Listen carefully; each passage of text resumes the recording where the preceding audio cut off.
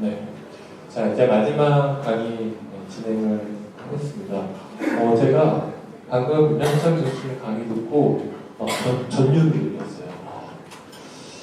강의 마일 시간이잖아요. 너무 졸린 시간인데 강의의 비유 있죠. 와, 이게 막 전율이 느껴질 정도로 와닿게 이렇게 해주시고 아티클 리뷰 그다음에 하이베덱스 사야겠다라는 생각이 들었어요. 심플한 게 페리플란타이티스에 있을 리가 없는데 라고 생각했는데 심플한 게 있었던 것 같아요. 그래서 오늘 좋은 거 배웠고 정말 막 전율을 느꼈어요. 너무 강의가 좋아서 제가 들었던 강의 중에 정말 페리플란타이티스 강의가 재미있을 수가 없는데 너무 재밌게 들었고요. 자, 마지막 졸리우실 것 같아서 저도 걱정입니다만 1시간 반만 조금 그래도 여지껏 집에 안 가시고 기다리셨으니까 힘내서 들어주시면 좋겠습니다. 저는 이제 연소적 처치에 관한 말씀을 좀 드릴까 하는데요. 이제 사이즈 스페시픽 팩터도 있고 페이션 팩터도 있고 오퍼레이터 팩터도 있습니다. 그래서 이제 이런 것들을 다 좀 생각을 해봐야 될 것 같고요. 자, 이런 환자들은 프레임들이 여기 이제 제가 6번, 여기 이제 6번 루트레스트로 7번이고 뒤에 8번이 있는데 두 개 빼고 임플란트를 하려고 하는데 이제 이런 것들이 이제 보이죠? 이런 것들은 보면은 빼도 만들어야겠지만 저는 요새 그런 생각을 합니다. 이렇게 뼈 만드는 것보다 나중에 이런 치토점막에서 이제 치아가 임플란트가 만들어지면 저게 어떻게 롱텀하게 문제가 생기진 않을까 이런 걱정부터 들고요. 솔직히 이제 저희가 보는 환자들 중에 이런 환자들이 진짜 어려운 환자인 것 같아요. 파셜 덴처를 쓰던 환자들인데 임플란트를 하고 싶다고 오시면 뼈는 있어도 잇몸은 없어서 이걸 어떻게 해?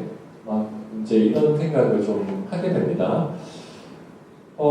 이런 환자들 위아래가 파셜 덴처를 쓰시던 분인데 끝까지 파셜 덴처로 고집을 하시다가 임플란트를 하시겠다고 상악만 그것도 하겠다고 그래서 리퍼 해주신 원장님이 파셜 덴처를 하셨는데 도저히 요거를 할 수가 없다. 그래서 왜 할 수 없나 환자를 봤더니 이건 상악동의 문제가 아니구나.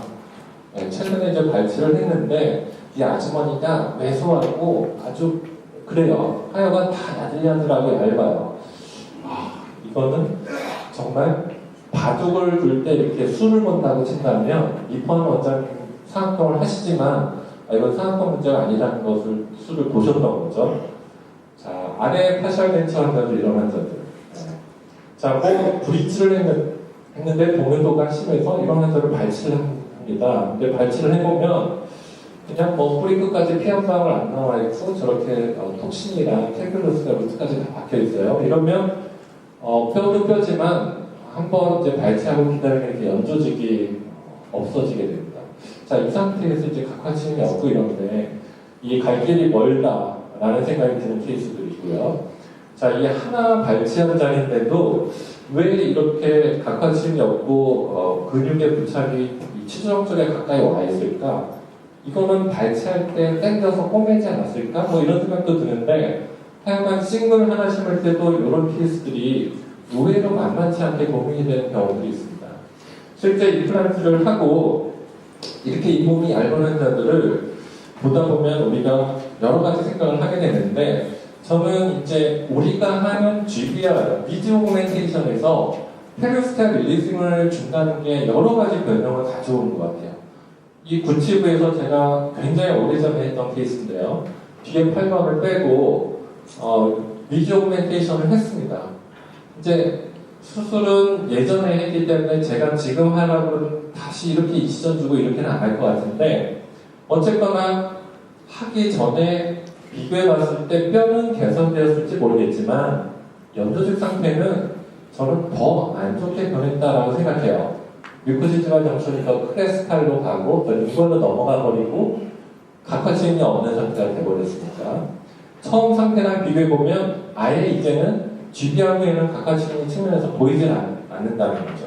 근육은 치조동쪽에 가까이 올라가 버리고, 자, 그래서 이제 우리가 연조직을 대하는 컨셉이나 철학을 내가 어떻게 가져가야 될 거냐. 아까 뼈에 대한 것도 마찬가지인데, 내가 그걸 무시하거나 그냥 회피하거나 할 게 아니라, 내가 그런 것들을 인지하고 극복하려고 하고, 내가 먼저 그러면은 조치를 취해야 되지 않을까? 이런 생각을 점점 더 하게 되는 것 같아요. 그래서 오늘 일단 이론적으로 이런 것들에 대해서 조금만 조류 시간인데 빨리 얘기하겠습니다. 자, 중요한 건 펜 임플란트 티슈의 디멘전인데 그 디멘전 중에 여러 가지가 있다는 거죠. 뭐 바이올로직 리스에 대한 얘기는 제가 그냥 간단히 넘어가겠습니다. 이거는 뭐 여러 가지 임플란트에 따라서도 다 다를 것 같겠지만 이 펜 임플란트 소프티슈 디멘전이 큰 차이가 없고 이런 범주 내에서 일종의 그 피지컬 베리어로 임플란트들이 형성이 된다라는 것이었고요. 첫 번째 제가 살펴볼 거는 수술 전의 연조직 두께에 관한 얘기입니다. 이 벨지움의 겐트 대학의 이 교수님이 논문을 쓴 거를 보면 이거는 오버덴처에서 잇몸이 얇은 환자들이 나중에 리모델링이 어떻게 변하는가를 동물 실험이 아니라 환자 79명을 1년에서 2년 동안 리콜을 해서 관찰을 해봤어요. 왜 오버덴처냐면 잇몸의 두께는 고정성 보철물이 들어가면 오히려 프록시말 같은 경우는 더 채워지거나 올라가기도 하고 기준을 정확하게 잡아서 두께를 조절한다는 게 굉장히 이상적으로 연구하기 힘듭니다. 근데 오버덴처라는 거는 초기에 잇몸 두께를 따로 재지 않았다 하더라도 그 진지발 커프 그거를 이 어태치먼트 선택할 때 잇몸 두께에 따라서 선택을 하게 되니까 자기가 보철 대학 교수님께서 그거를 선택을 할 때 잇몸 두께에 따라 선택을 했다라는 게 기록에 쭉 나와 있었다는 거죠. 그래서 이제 그런 것들을 그 오버덴처 어태치먼트 높이가 4mm 이상, 즉 잇몸 두께가 굉장히 깊었던 환자인데 그런 사람을 기준으로 리모델링 되는 것을 0으로 보고 그 어버트먼트 진지발 커프의 높이가 2mm 이하인 경우 2mm, 3mm를 갖다가 1년, 2년에서 본인 리모델링 되는 거로 관찰해봤어요. 그랬더니 잇몸이 얇은 2mm 이하의 환자가 더 보로스가 확연히 유의있게 차이가 나더라 라는 것을 리포트를 했습니다. 즉 요거랑 비교를 해보시면 여기는 보면 보록스가 오고 요 옆에도 왔는데 지금 보면 요거는 잇몸의 두께가 두꺼운 환자에서 어태치먼트를 보여주고 얇았기 때문에 커프가 얇은데 그만큼 나중에 보면은 노란색으로 보록스가 진행됐다는 것을 관찰을 하면서 이 논문에서 얘기하는 거는 수술 전에 잇몸의 두께가 얇은 환자들이 본이 더 많이 녹는 얼리본 리모델링 초기에 관찰이 되더라. 그래서 영어로 보면 이 논문에 프로액티블리라는 얘기 나와요. 전향적으로 연조직 두께에 대한 고려를 미리 해야 될 것이다. 해야 되지 않을까 제안을 한다. 이런 얘기를 이 논문에서 했습니다. 자, 이 논문이 나온 겐트 대학에 이 리키 비셔스가 또 이제 교수님으로 출강도 하시는데 이분은 그 리투아니아 빌리니우스의 교수님이신데 이 교수님이 논문을 쓴 거를 한번 제가 여기 가져왔습니다. 이분은 처음에 플랩을 열었을 때 잇몸 두께를 프로브로 쟀어요. 아주 얇은 환자들이랑 두꺼운 환자들을 나눠서 어떤 변화가 있었는지를 논문을 했는데 이분이 그 제로본 로스 컨셉이라는 본인의 그 컨셉을 갖고 지금 유럽에서 강의를 많이 하고 계세요. 이분의 관심사는 세멘이 남으면 뼈가 많이 녹는다. 그리고 잇몸이 얇으면 뼈가 많이 녹는다. 라는 것을 강의 내용으로 삼아서 어떻게 하면 마지널 본 스테빌리티를 극대화할 것이냐. 그게 바로 제로본 로스 컨셉인데 이런 강의를 하시는 분인데 2009년도에 이분이 이제 쓰신 논문을 보게 되면 이렇게 임플란트를 잇몸이 얇은 환자에서 하나는 2mm 약간 수프라고 심고 하나는 약간 깊게 심고 2분 레벨로요. 이제 두꺼운 환자에서도 이렇게 심었어요. 이렇게 해서 46개 임플란트를 두 그룹에 나눠서 관찰했습니다.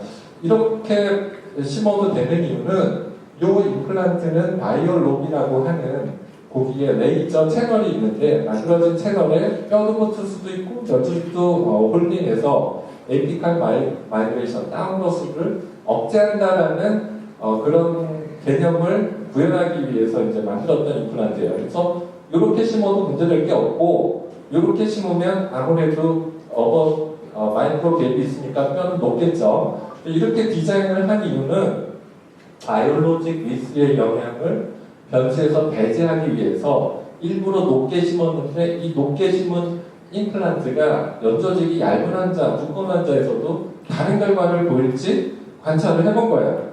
그래서 이분은 그렇게 심고 그룹은 두 개로 나눴습니다. 잇몸이 얇은 그룹과 두꺼운 그룹. 그래서 1년 후에 개치를 해서 보고를 했는데 잇몸이 얇은 환자에서 뼈가 더 흡수가 많이 됐다. 그래서 결론에서는 수술하기 전에 잇몸이 얇은 환자에서 뼈가 더 많이 녹더라. 이게 굉장히 중요한 고려 요소다라는 거죠. 저희가 이런 환자들을 흔히 만날 수 있는 경우가 뭐냐면 하악에서 오칠 브릿지를 했는데 폰틱 부위를 임플란트를 원하는 경우가 있어요. 간혹. 그거를 제거하고 딱 폰틱 부위 이치전을 가할 때 딱 보면 의외로 잇몸이 1mm도 안 될 정도로 얇은 환자들이 있습니다. 마치 이제 그런 환자들에서 우리가 잇몸은 얇은데 뼈가 여기 있다고 그냥 뼈에 맞춰서 심으면 뼈가 리모델링이 많이 일어나면서 스트레스 노출되고 본인이 흡수되는 것을 이제 우리가 경험을 하는데 이제 그런 것들을 이제 논문에서 임상적으로 관찰해서 보여준 거고요. 이분이 이런 쪽으로 이제 고민을 하다 보니까 그러면 깊게 심어? 아니면 잇몸을 두껍게 만들어? 이 고민을 하다가 잇몸을 두껍게 만드는 거에 대한 논문을 쓰셨어요. 그래서 지금 보시면 임플란트를 잇몸이 얇은 환자에서 심을 때 요게 이제 사람의 스킨에서 채취한 더미스를 가공해서 동종 진피입니다. 동종 진피, 알로동 같은 건데 요거를 요렇게 십자로 이치전을 주고 힐링옷을 뽑아서 임플란트 심고 그 주변에다 이렇게 깔아주는 거죠. 그러고서 플랩을 덮으면 이제 연조직 두께가 두꺼워지지 않을까 해서 잇몸이 얇은 환자에서 이런 처리를 한 그룹과 하지 않은 그룹, 그리고 잇몸이 두꺼운 그룹을 임상적으로 스터디를 해봤어요. 그래서 여기서 보이는 결론은 뭐냐? 잇몸이 얇은 환자에서 이런 알로제닉 더미스를 넣어서 연조직 두께를 두껍게 하려고 했던 환자들이 잇몸이 두꺼웠던 환자들과 유사한 얼리본 리모델링의 수치를 보여줬다. 이 얘기는 얇은 환자들을 이렇게 해주는 게 얼리본 리모델링을 양을 줄이는데 효과적이었다라는 것을 리포트를 했어요. 자, 그래서 첫 번째 제가 말씀드리고 싶었던 거는 잇몸이 얇은 환자는 본만 보고 심었다가는 뼈가 녹으면서 스레드가 노출된 현상이 있을 것이다라는 것을 머릿속에 염두에 둬야겠다. 이게 바로 버리칼 티슈 테크니스에 대한 얘기. 두 번째는 각화층에 대한 얘기를 한번 보겠습니다. 자, 임플란트 환자인데 각화층이 하나도 없어요. 네, 제가 보고서 환자분이 잘 쓰고 계신가 이렇게 여쭤보고 했던 환자인데 각화층이 정말 꼭 있어야 되나? 이거는 오랫동안 논쟁거리였습니다. 임플란트 주변에 최소 2mm 이상 각화층이 있어야 된다. 그게 없으면 플락도 잘 끼고 BOP도 높고 리세션도 더 높게 났다. 이런 논문들이 있는가 하면 무슨 소리야. 각화층이 없어도 괜찮아. 꼭 이렇다고 보기 이게 없으면 다 문제다 그래? 직접적인 관련성은 없다라고 얘기하는 이게 서로 평행선을 달리고 있었어요. 그래서 저도 마찬가지입니다만 제가 이 환자를 브릿지가 페일을 해서 2007년도에 10년이 더 됐는데 이 상태에 발치하고 기다리면서 이제 리조그멘테이션을 했습니다. 임플란트를 심을 때 보면 근심 쪽과 버컬 쪽이 다 노출이 돼 있어요. 자, 그래서 동종볼을 넣고 그 당시에는 제가 이 동종볼을 되게 좋아했는데 동정모를 넣고 콜라겐 멤브레인을 이치시키고 페르스탈 리리즘을 줘서 꿰맸습니다. 와, 이때는 제가 링벌 쪽을 어드밴스 시키는 테크닉을 몰랐었어요. 그래서 덮을 쪽만 확 당기니까 미코진지바 전신이 엄청나게 크레스탈로 왔는데, 어쨌거나 이렇게 해서 기다렸다가 나중에 보철을 하기 직전 상태를 보니까 각화심이 많이 없죠. 자, 근데 그냥 2차 수술을 할 때 에이피칼리 리포지션도 플랫 정도 하면서 보철을 했어요. 자, 그렇게 해서 보철물 들어간 게 6개월 되기 2008년도였습니다. 자, 이렇게 해서 이분이 잘 쓰셨는데 1년 지나고 뭐 이렇게 계속 팔로우를 하면서 각화침이 없는데 괜찮을까? 이랬던 게 계속 추적 관찰을 하면서 보니까 문제가 안 된 것 같은데, 각화침이 없다고 꼭 문제가 된다고 본다는 게 논쟁거리였는데, 각화침 뭐 환자가 예뻐지지 않았다고 하고 뭐 나도 좀 힘들고 하기 싫고 그러면 뭐 그냥 이렇게 잘 유지만 되면 안 해도 되지 않을까 싶었던 거죠. 자, 그렇게 해서 5년 반, 2013년도에 팔로우업이 됐는데, 이때 이제 제가 살짝 뼈가 슬쩍 녹는 것 같은 느낌을 살짝 받았어요. 근데 얘는 인터널 헥스의 슬립 조인트의 임플란트입니다. 네. 하여간 그다가 7년이 됐는데 갑자기 뼈가 확 녹은 게 보이고 앞쪽도 살짝 녹았어요.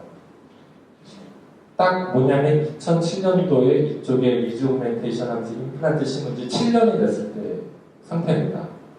그래서 제가 열어서 봤는데 뼈가 많이 녹았더라고요.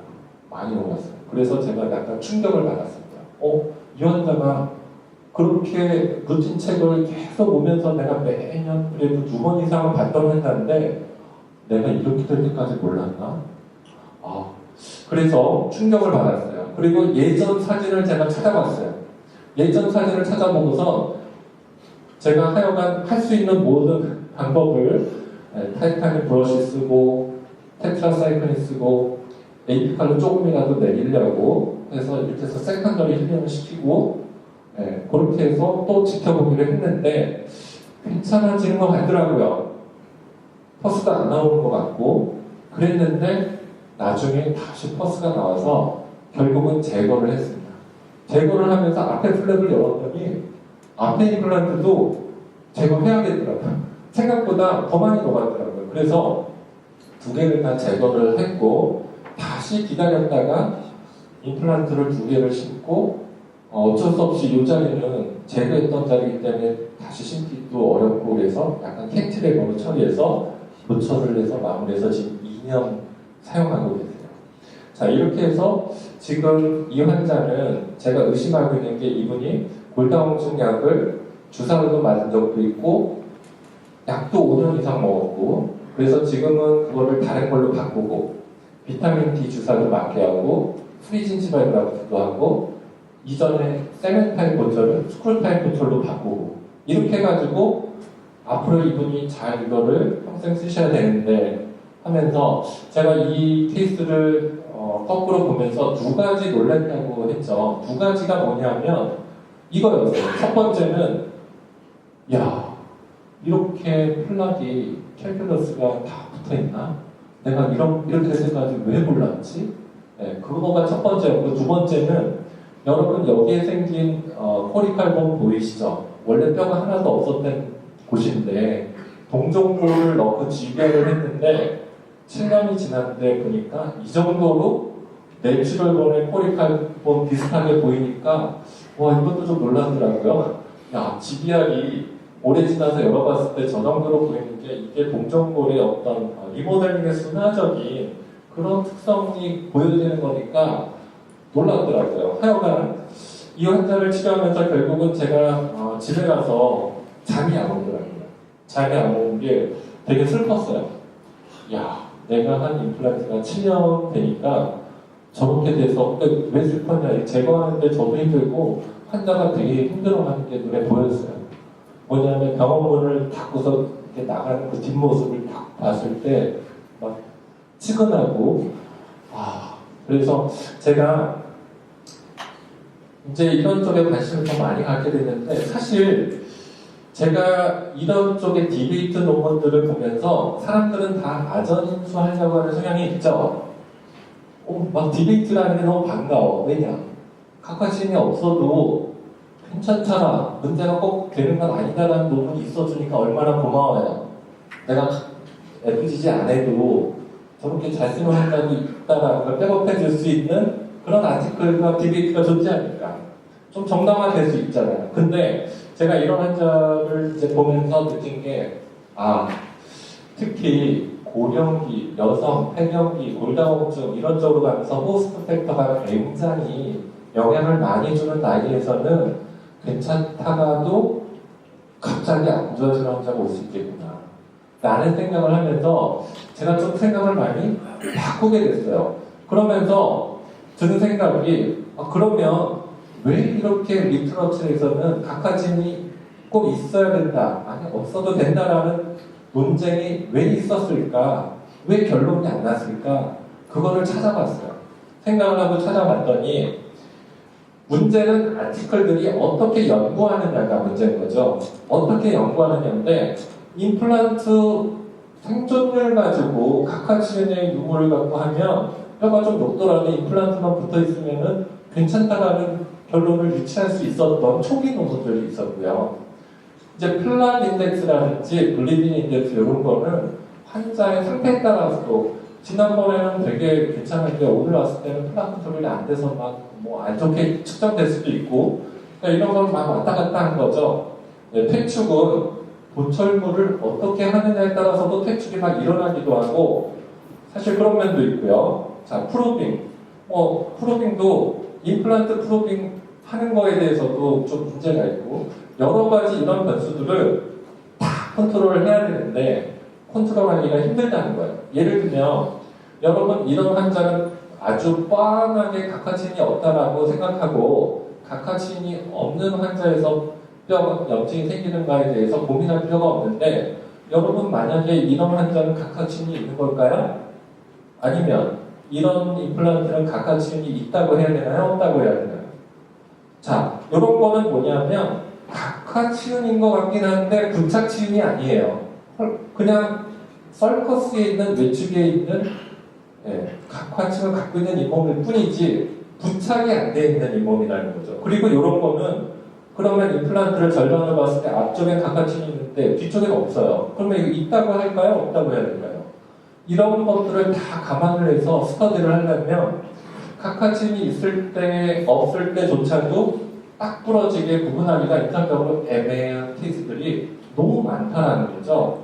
그리고 이렇게 하이진 컨트롤하기 힘들게 했던 과거 보철물들이 있는데, 이런 보철물 하이진 케어를 하기 어렵게 만들어 놓고 음식물 저류가 계속되는 환자들이 각화친 있다 없다 가지고 영향을 받는 걸로 이렇게 결론을 딱 짓기는 어려운 요소도 있고요. 임플란트도 마찬가지입니다. 임플란트 TPS 표면이라든지 커넥션 문제라든지 이런 거에 따라서 뼈가 높고 염증도 발생할 수 있고, 이런 다른 팩터들이 너무 개체가 많이 되어 있는 거예요. 그러니까 각과치는 하나 가지고 뭔가 이렇게 결론 내기가 어려운 거고요. 보철만 하더라도 골드로 보철을 했던 경우, 특히 어벗을 갖다가 주조해가지고 예전에 UCLA 어벗이나 뭐 CCM 어벗 같은 걸로 하면요, 이 어벗을 확대해서 보면은 이런 주조할 때 이 기성 패턴이랑 위에 왁스업한 거의 갤이라든지 표면의 이 디펙트가 그냥 박테리아를 하버링을 아주 그냥 잡아당기는 이런 건데, 우리가 이런 걸 막 했었단 말이에요.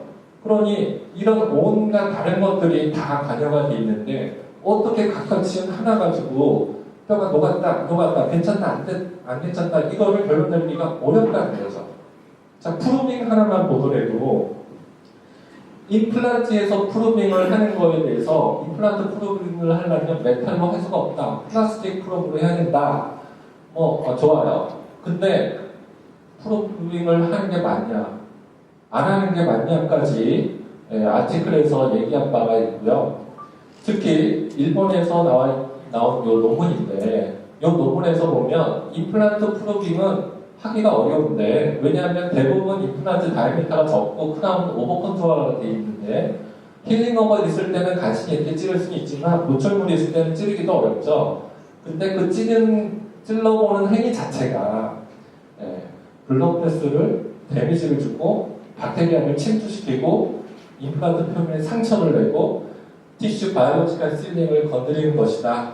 이런 얘기까지 나왔어요. 그런데 그런 프로빙을 이런 해가지고 블리딩이 되고 프로빙의 인덱스를 가지고 각각 시행을 평가하고 했던 과거 논문들이 결론이 날 수가 없는 거죠.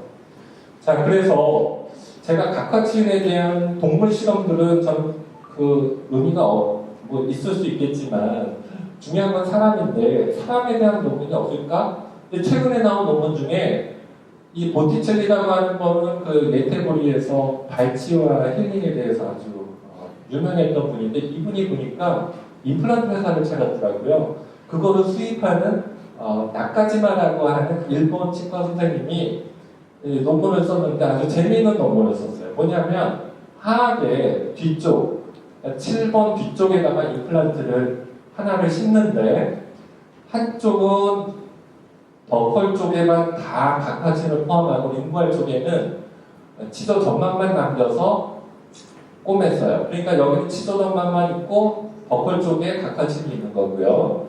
자, 다른 분은 반대로 링구알 쪽에만 각화층을 남기고 버컬 쪽에는 치조 점막만 있게끔 케이스를 잡아서 임플란트를 심었어요. 자, 이렇게 해서 각화층에 둘러싸여있는 부분이랑 치조점막에 둘러싸여있는 부분이 뼈가 어떤 반응을 보이는지를 3개월 있을 때 이 심었던 임플란트랑 연조직을 같이 마이크로소로 오려내가지고 바이옵시를 본 거예요. 억울해시도 하는데 사람에서 이런 일을 한다는 게 쉽지 않잖아요.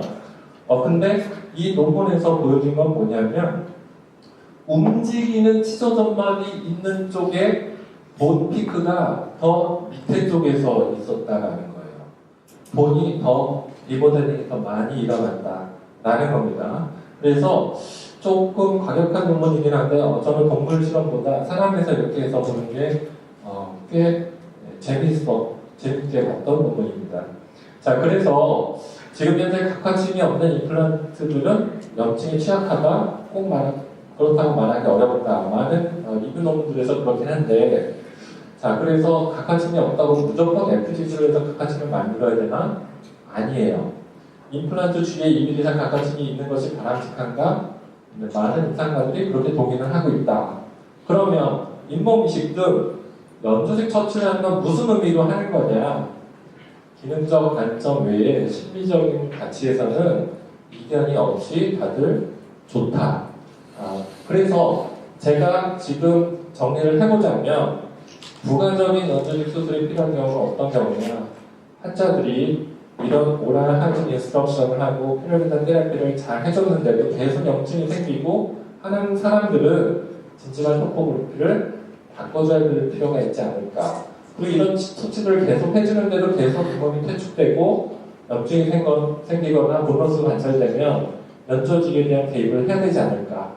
혹은 환자가 먼저 관리를 하는데 불편감을 느끼고 있는 경우들, 그리고 취약한 경우들, 주기적인 프로페셔널 메인터넌스 케어를 계속 얘기를 해도 비협조적인 환자들, 심리적인 이유에서, 그 다음에 맨 마지막이 우리가 GBR 같이 위즈 오멘테이션을 했는데 유코자를 당겨서 꼬매는 경우들, 이런 경우들을 우리가 부가적인 연조직 수술이 필요한 경우다라고 요약을 할 수 있지 않을까 싶어요. 그래서 중요한 거는 각화치은 자체가 아니라 페리 임플란트 소프트 티슈 씰이 중요하다.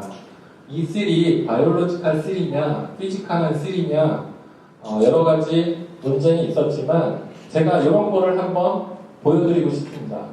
임플란트를 했는데 에어스림지로 바람을 불면 이렇게 마지막 진지바가 덜렁덜렁하는 환자들이 있어요.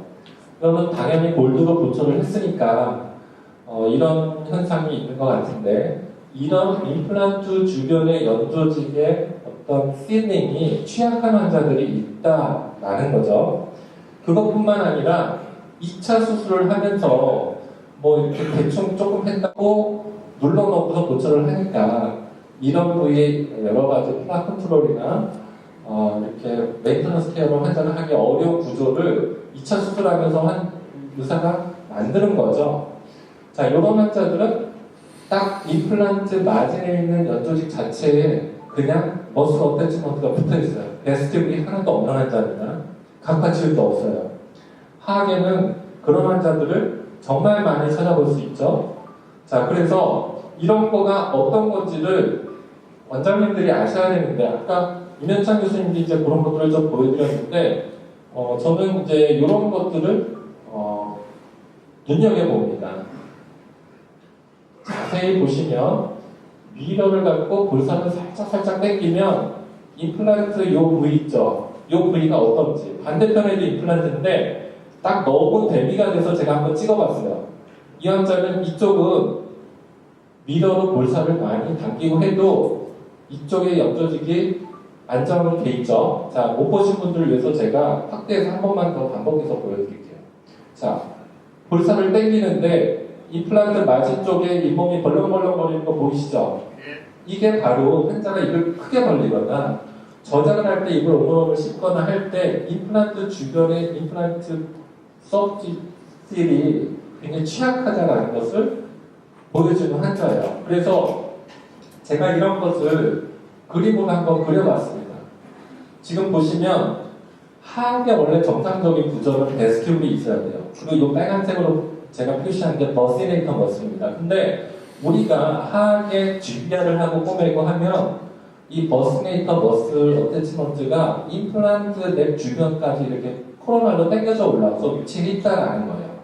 이렇게 코로날로 위치돼 있는 근육을 그대로 둔 채로 보초를 하게 되면 나중에 그 부위가 계속 자극을 받을 수 있지 않을까 싶다라는 거죠. 만일 이런 임플란트 주변에 고라가 조금 엉성하게 됐는데 이 고라가 되지 않은 입자에 대한 얘기를 제가 아까 오전에 말씀드렸습니다만 그런 것 자체가 꼭 문제가 되는 건 아닌데 왜 그러냐? 만약에 각화침이 충분하면서 페리 임플란트 실이 굉장히 타이트하다, 견고하다 그러면 문제가 되지 않아요. 근데 이런 환자들이 문제라는 거죠. 각화치은이 유골 쪽에만 있고 협측에는 없어요. 그러면서 결국은 우리가 각화층 자체를 논하기 이전에 이런 근육의 부착부나 페리 임플란트 바이올로지컬 실링이 더 중요한 게 아닌가. 그래서 처음에 이런 그림을 제가 조금 더 보여드렸었는데 이 환자가 버시네이터 머슬의 어태치먼트가 이렇게 가까이 와 있는데 입을 쫙 벌리면 얘가 위로 쫙 당기면서 이 부분을 헐겁게 만드는데 관여를 하겠죠. 입을 다물고 계속 이렇게 오는 사람은 없잖아요. 그죠? 벌렸다 다물었다 하는데 계속 여기가 벌렁벌렁 실이 찢어져 있다는 거예요.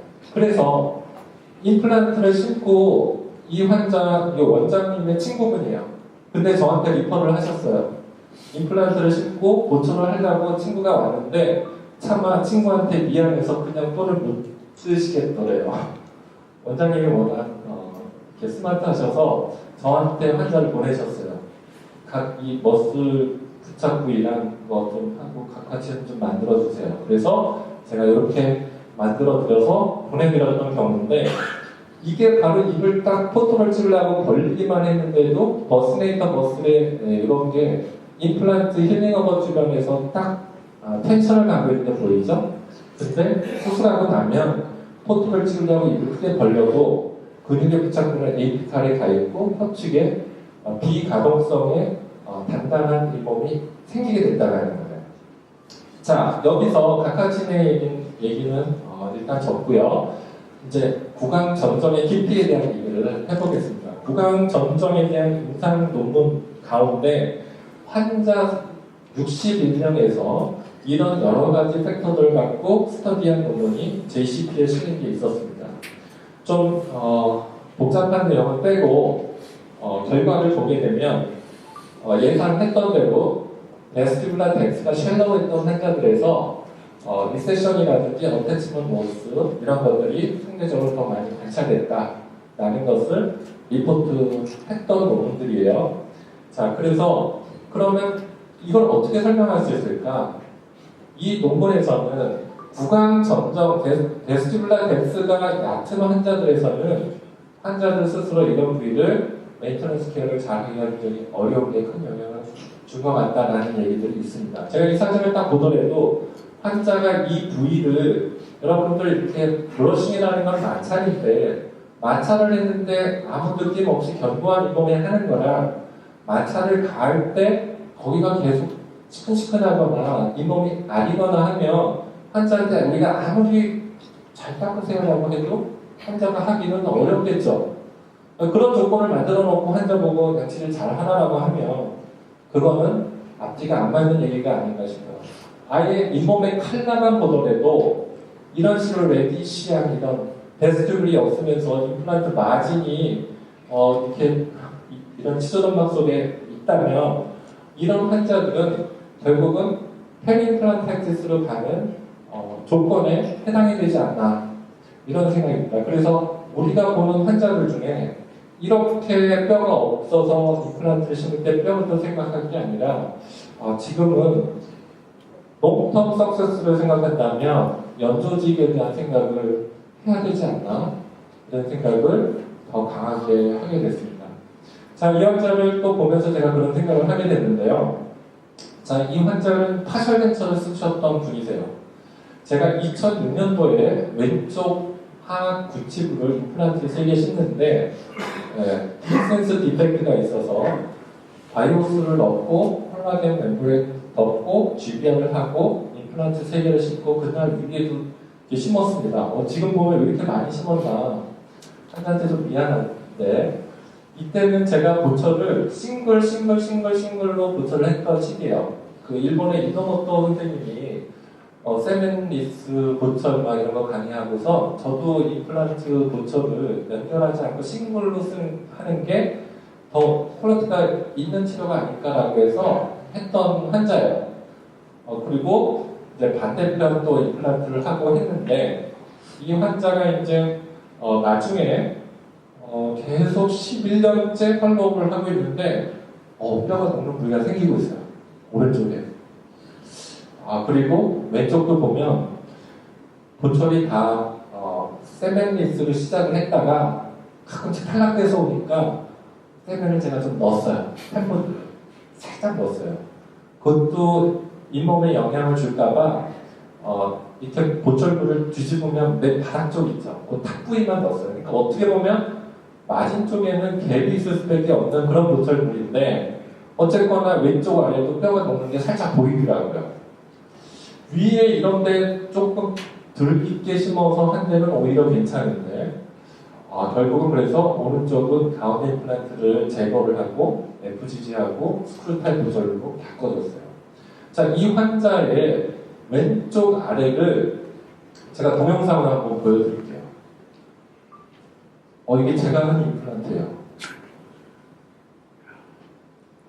환자 컨디션이 안 좋았을 때 환자분이 이제 70 가까이 됐는데 폐경기 되고 몸도 안 좋고 막 그러세요.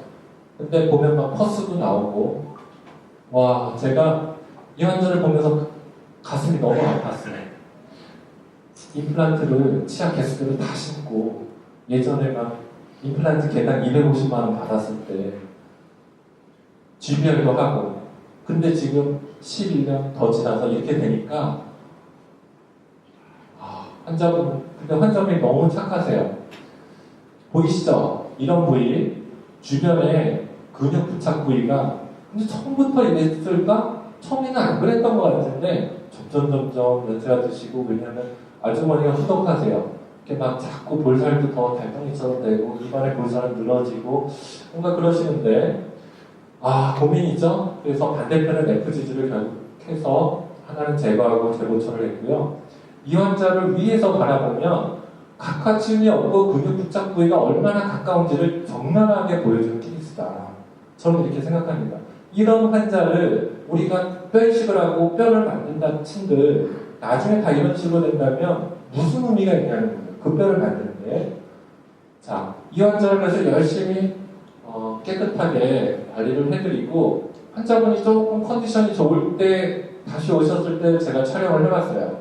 지금 보시면 여기 블루이시한 거는 마지날 보너스 때문에 이미 염증이 생겨있는 부위고, 지금은 환자분이 이게 오시자마자 제가 촬영한 건데 플라 컨트롤이 잘 돼 있죠. 그러니까 몸이 조금 어디가 안 좋으셨다가 지금은 조금 좋아지셨대요. 그래서 다시 제가 확대해서 좀 보여드리면, 근데 저는 너무 이게 마음에 걸리는 거죠. 이런 부착 부위가 가까이 있으면 이 임플란트 3개를 다 제거해야 하는 날이 오고 그걸 다시 해드려야 된다면 나이메어죠. 얼마나 스트레스가 큽니까? 그래서 지금 현재 다시 FGG 이렇게 말씀드리고 이제 시기를 봐서 저쪽을 해야 되는 상황이에요. 자, 그래서 이제 그러면 임플란트 주변의 FGG 터치를 어떻게 할 것이냐, 언제 할 것이냐, 어떻게 할 것이냐에 대한 얘기예요. 근데 저는 이제는 아예 적극적으로 하는 생각으로 많이 바뀌었습니다. 그래서 이게 최근에 오신 신혼분이신데, 아주머니신데 덴탈 포비아가 있어요. 자기는 치과 가기 너무 무섭고 이 지경까지 아주머니가 애들 뭐 이렇게 막 고3 뭐 이렇게 될 때까지 이렇게 버텨온 거예요. 아까 잠깐 보셨던 이분인데, 그래서 지금 여기에 6번, 7번을 빼고 8번 빼면서 임플란트를 심어야 되는데, 이런 구강 전정을 얕게 만드는 근육 부착 부위, 이거를 이제 임상적으로 볼 줄 아는 눈이 있어야 되는 거죠. 그래서 제가 그림을 한번 이렇게 그려봤어요.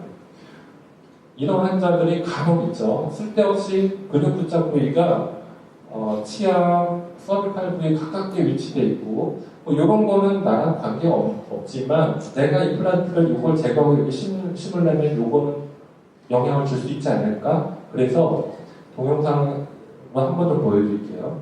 자, 당기고 위에서 바라보면 보이시죠? 밑에까지 부착이 되는 거. 자, 그래서 이 환자는 내가 이 환자가 덴탈 포비아가 많지만 환자한테 잘 설명을 해서 이런 조건에 대한 리스크를 처음부터 해지하고 들어가야겠다. 그래서 환자분한테 적극적으로 설명을 했어요. 레이저로 프레모토미를 다 하고 들어가자. 그래서 제가 마취를 하고 임플란트를 심으러 들어가기 전에 그냥 체어사이드에서 다이오드 레이저로 머슬 부착 부위를 전부 프레모토미를 하고 이 상태에서 이제 수술로 들어가는 겁니다.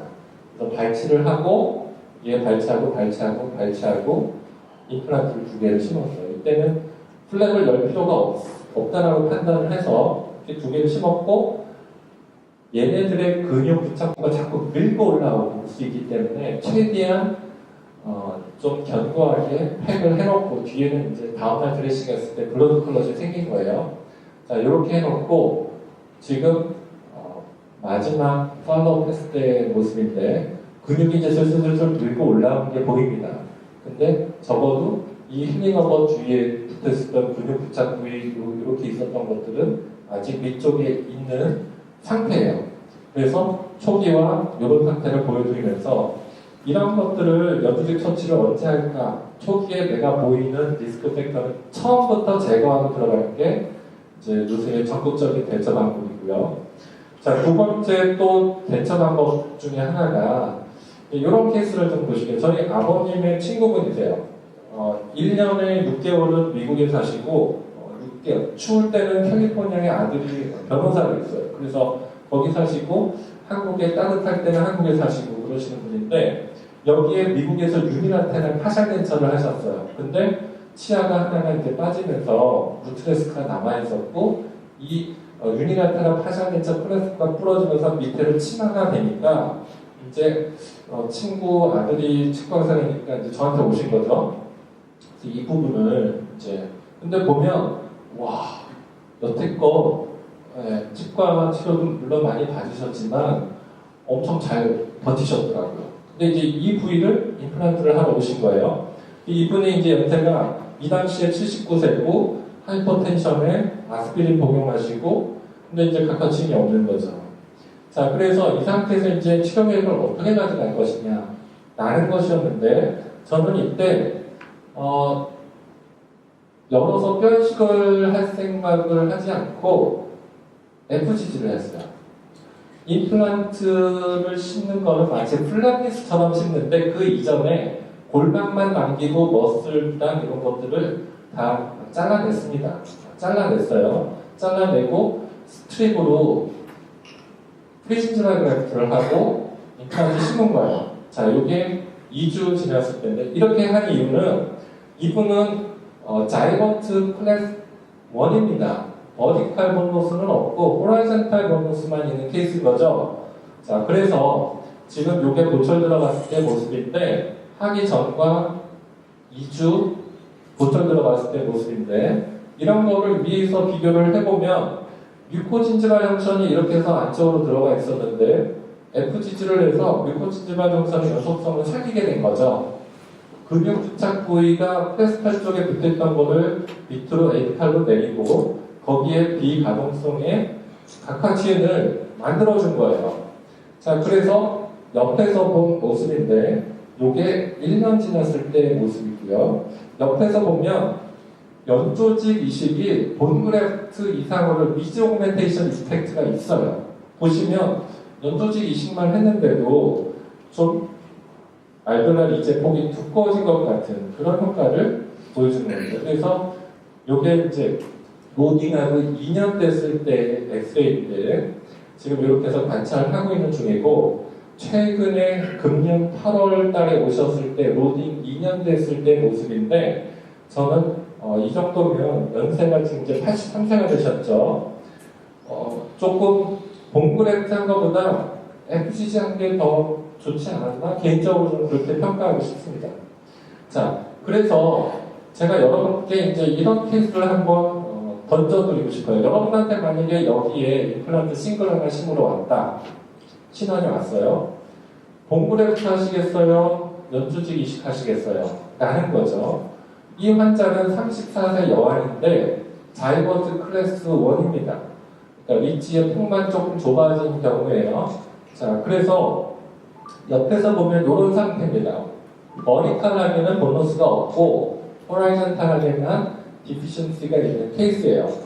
자, 이 환자는 제가 고민하다가 아까 앞서 보여드렸던 그 저희 아버님 친구분처럼 임플란트를 심을 자리부터 해서 FGG 할 쪽을 근육 부착 부위랑 연조직을 제거해서 불만만 남기고 여기는 플랫리스처럼 드릴링을 해서 임플란트를 심기 딱 직전이에요. 자, 그렇게 해서 임플란트를 심고 힐링어벗을 체결하고 요거는 팔레트에서 뛴 게 아니라 투베르트에서 뛴 건데 이 투베르트에서 뛴 거를 두께를 조절하기 위해서 겉에 있는 상피층을 날린 겁니다. 그래서 형태를 잡아서 여기에 이제 미세수술 봉합을 한 거예요. 자, 이렇게 해서 나중에 이제 아모러스의 상태인데 이 환자에서 되게 놀라웠던 게 뭐냐면 이 수술을 하고 다음날 드레싱을 하러 왔는데 환자가 임신을 했다라는 얘기를 하더라고요. 제가 깜짝 놀랐어요.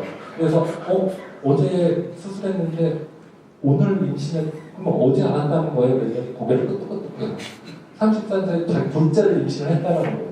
근데 여러분 아시겠지만 임신 1기 이렇게 딱 아는 순간에 보통 6주 막 이렇잖아요. 근데 그때 태아에서 아주 중요한 기관들이 다 만들어지는 시기인데 가슴이 철렁한 거죠. 혹시 나중에 안전 결과라도 생기면 그거 모르고서 근데 환자 얘기를 안 했으니까 물론 익스큐즈는 할 수는 있는데 제가 이때 든 생각이 뭐냐면 만약에 이 환자를 내가 뼈 이식을 하고 묻었으면 한 1년 이상 애기 놓고 누가 돌될 때까지 봐주지 못하면 한 2년 동안 환자 못 오죠.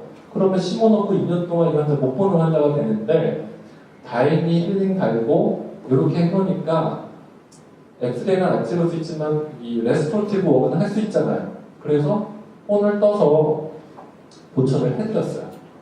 엑스레이는 못 찍었어요. 그래서 제가 완전히 퍼머넌트하게 호를 메꾸지 못했는데 제가 이 환자를 보면서 이거 본그래프트 했었더라면 이 환자 끝내지 못할 케이스인데 위즈 오그멘테이션을 하더라도 본으로도 할 수 있고 연조직으로도 할 수 있지만 이 환자에서는 결과론적으로 연조직으로 위즈 오그멘테이션 한 게 좋지 않았었나 이런 생각을 하게 되고요. 이렇게 뮤코진지발 정체의 라인이 가는 게 이렇게 가게 된 게 저는 너무 좋다라고 생각을 합니다. 그래서 이제 나중에 둘째 노후성 환자가 오셨어요. 그래서 이제 완성된 엑스레이를 봤는데 이 환자가 수술을 받은 거는 이 뒤쪽에서 어차피 크라운을 하기 위해서 크라운 랭스닝을 했어야 돼요. 그러니까 일석이조죠. 어차피 잇몸을 잘라내는 부위에서 잘라서 여기서 잇몸을 갖다 넣어서 여기는 크라운을 하고 보세요. 처음에 딴 데서 엔도하고 몇 년째 방치됐던 이 연조직의 두꺼운 부위가 나중에 보면 약간 두께가 얕아지고 여기 있던 연조직이 여기 와서 여기에 리조그멘테이션을 하게 됐다는 거죠. 자, 그래서 이 환자를 제가 여러분께 보여드리면서 우리가 하는 고리식이 도대체 무엇 때문에 하는 것인가? 임플란트가 본 하우징 내에 모두 다 위치가 돼야 되고 스레드가 본에 감싸야 되는 것은 맞죠. 그런 데서 필요한 경우 뼈이식을 하지만 상당 부분 많은 부분이 컨투어 오그멘테이션을 위해서 우리가 본그래프를 하는 게 사실이라는 거죠. 그래서 제가 재밌었던 게 뭐냐면 금년에 그 오스트리아 비엔나에서 EAO가 열렸는데 그 세션 중에 컨셉 배틀 세션이 있었어요. 이 컨셉 배틀 세션 중에 연자가 한 사람은 지오반니 주켈리, 한 사람은 다니엘 부저예요. 이 두 사람이 뭐냐면 이 사람은 연조직의 갓파더, 이 사람은 GBR의 갓파더 같은 연자인데 이 연자 둘을 갖다가 컨셉 배틀로 붙여가지고 이해우에 그래서 제가 여기 가고 싶었는데 개업이니까 가지는 못하겠고 프로그램 북만 무슨 뭘 할까 하고 딱 보다가 너무 와닿더라고요. 그래서 여기를 보면 이 주켈리가 하는 얘기가 딱 그거예요. 우리가 하는 뼈 이식이 왜 하는 것이냐? 에스틱한 아웃컴이냐? 그리고 정말 그런 거가 필요할까? 뼈이식, 연조직 이식을 해야 되는 경우들에 대한 얘기를 다루겠다. 이 양반은 임플란트라는 거는 본 하우징에 다 감싸진 상태로 있어야 안전하다. 그러니까 뼈이식이 필요하다. 이런 얘기를 하는 거고요. 나중에 제가 갔다 오질 못했기 때문에 이런 걸 취재한 동영상을 봤어요. 그래서 간단한 뉴스처럼 난 동영상인데 이분이 바로 연조직 이식의 대가 지오반니 주켈리인데 이분이 하는 얘기가 그런 거예요.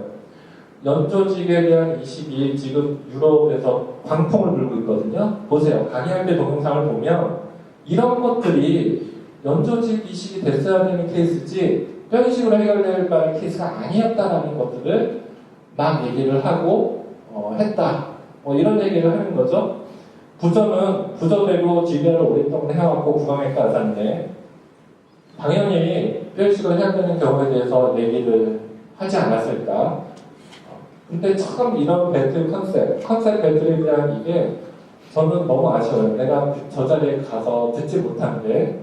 근데 하여간 우리나라도 이제 언젠가 학회에서 이런 장을 만들 수 있지 않을까 싶은데 이 케이스를 보실게요. 이 케이스도 이 원장님이 임플란트 여기 심으셨어요. 심었는데 2차 수술하고 도처를 하려고 보니까 자기 도저히 이 환자한테 미안해서 도처를 못하겠다고 저한테 2차 수술하고 FGG를 해달라고 리퍼를 하시면서 도처만 잘할 수 있게 원장님 좀 부탁드립니다. 이렇게 보내주시고 그래서 제가 이렇게 만들어드린 건데 지금 보면 임플란트가 본 하우징 내에 다 잠길 정도로는 문제가 없었는데 문제는 연조직 분리가 많이 부족한 그런 케이스였어요. 그래서 연조직을 각화치운 만드는 것뿐만 아니라 리지오그멘테이션 이펙트를 보이게끔 충분한 두께로 만들어드렸던 경우입니다. 그래서 제가 연조직 이식은 때로는 고리식 그 이상의 파급력을 보인다. 케이스만 여러분들 셀렉션을 잘하면 그렇게 말씀을 드리고 싶고요. 어설프게 들어가 있는 고리식제보다는 내 몸에서 페리 임플란트 스틸을 강화시키는 콜라겐의 강력한 커프 역할을 할 수 있는 이런 부위들이 롱텀 안에 페리 임플란타이티스를 더 막을 수 있는 조건을 만들어주는 것이다. 저는 그렇게 생각을 합니다. 자, 이 환자도 임플란트를 싣고 리퍼돼서 오신 분이에요. FGG를 해달라고 리퍼가 왔던 분인데 제가 이렇게 동영상을 한번 보여드립니다. 각화침이 없고 근육주장 부위가 가까운 그런 분이셨어요. 자, 임상 포토를 보면은 임플란트 2개가 심겨져 있고요. 임상 과정을 한번 보여드리겠습니다.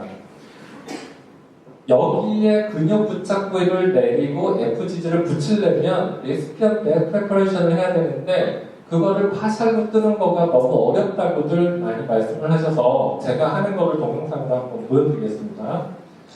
자, 블레이드는 15번 C 블레이드를 씁니다. 그래서 앞에서 지금 이렇게 해서 지금 가는 이 시점은 뼈에 부딪히지 않는 이 시점이에요. 다 파샬로 뜰 거기 때문에. 자, 그렇게 한 다음에 왼손으로 티슈 포셉을 잡고 15번 C 블레이드로 골망만 남긴다고 생각하고 파샬로 뜨는데 지금 보면 칼 방향이 이제 위를 향하죠.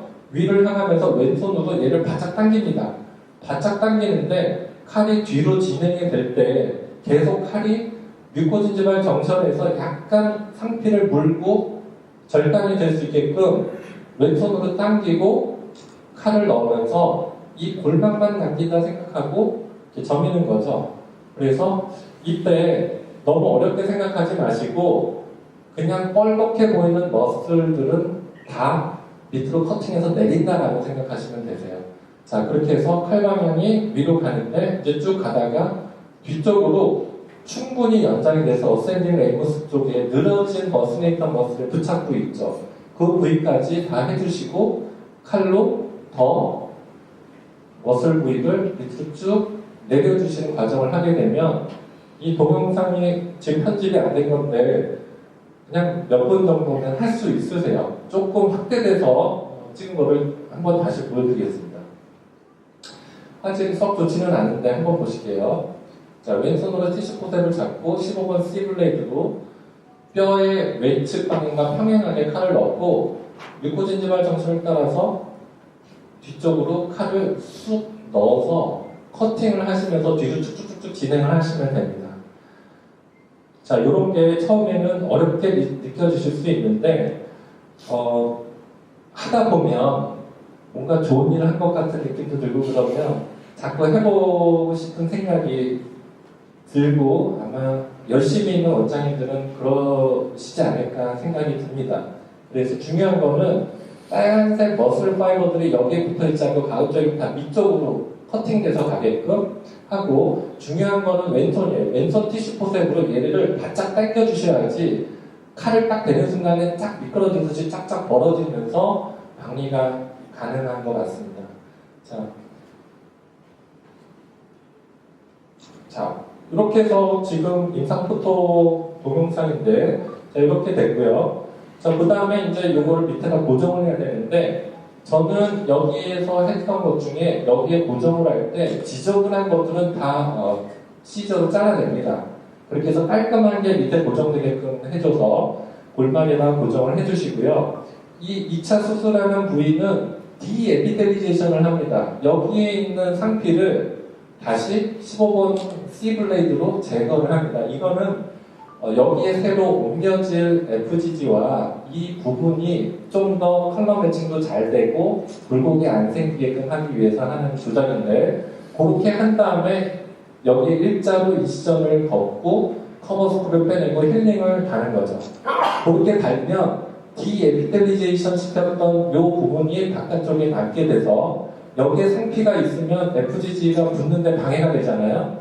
여기에서도 레시피언트 프리퍼레이션을 합니다. 그 다음에 위에서 이제 FGG를 떼야 되는데 이제 슈처를 하는 거기 패키지에 있는 종이를 대충 여기다 넣고선 디자인을 합니다. 그렇게 해서 무게측으로 가져가요. 여기다 딱 놓고 얘를 놓고 도화를 합니다.